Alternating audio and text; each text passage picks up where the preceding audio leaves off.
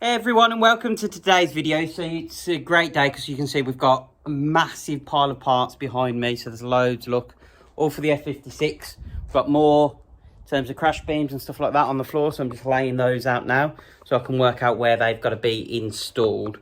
So a big shout out to Roy Brook Stratford. So Ethan there helped me out a treat. So went through all the part diagrams with me, worked out exactly what we'd need for what I want to do. And we've ordered a lot of the parts. So not everything is coming, it's brand new. But for what I wanted to do on the front end, it made sense to go new. So it has cost me a bit more. You could save a lot of money by going for used parts. If I just wanted to stick a standard Cooper S front end on this, I could have probably got a lot of that second hand off a car that's been broken. Because I'm going for something a little bit different, and I explain that in a future video, I had to sort of go new on a lot of the parts. So you can see down here, what I'm going to attempt today is have a look at the intercooler, because you can see there's lots of damage on that at the moment. So have a look at that. And also all these crash beams I've got on the floor, I want to try and get those in place. So I'm going to try and unbolt some of these, see how far I'll get into it, and then give you a little bit of an update later today. Okay, so if we look at the first part that's come off the car, so that's this one, you can see it has like a natural weakness anyway that they design into the part. This one at the front is obviously bent up a little bit.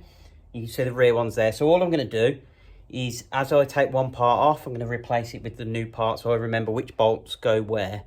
So this isn't going to be a video on exactly how to rebuild a Mini, but it'll give you an idea of the bits that I'm working on, and I'll show you the finished article. Okay, so I'm just doing the equivalent to this beam on the driver's side, and as you can see, there's different brackets and things. So like I mentioned, a lot of it you can just transfer. So if it's not damaged, I'll literally unbolt it from the old part that is bent up and bolt it to the new one. So saving lots of money by not buying every single bolt and bracket that we need. If it's not damaged, it's going back on the car. Okay, so you can see that was the old part, the broken one. So we've switched all the brackets and everything over. Now, the one thing that worries me is this bracket, but we'll get to that later on. I may have to change that, we'll see, but at the moment, switched everything to the new part, and that'll go straight back on the car.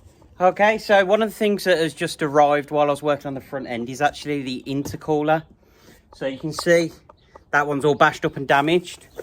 So one of the things I wanted to do was upgrade some parts while I was there. So especially as we're going to go for some extra performance in the future, a bigger intercooler is always better in this case. So what you'll see here is from Orange Performance. So they've done me a good deal, and they always do good prices if you go online on their website on aftermarket parts for your Minis. So, but one of the nice things was this obviously came overnight from them. When you see the instructions just there from Airtec themselves, that's actually my old Mini on the instructions. That's quite cool. I didn't know they were going into the packs. So yeah, that's my very first F56 I had. So I'll get it unboxed because it's wrapped up really well. But one of the things I do like to point out is these videos aren't sponsored.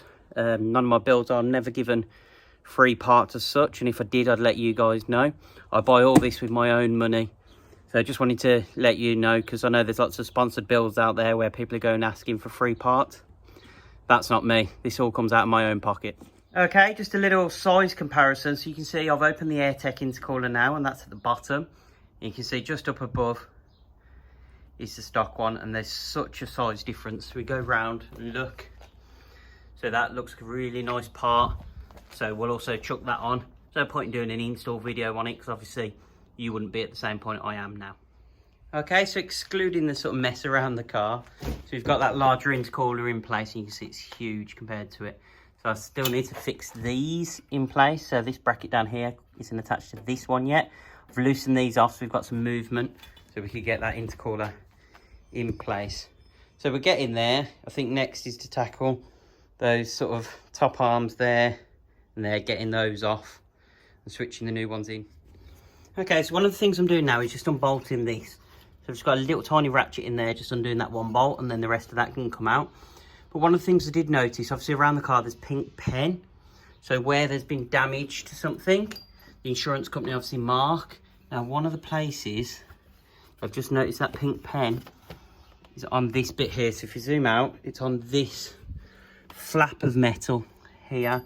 Now, I wonder if this is why the car was Cat S, because that is bent out, and obviously that is part of all of this. It's welded in place and it's bent slightly to the left.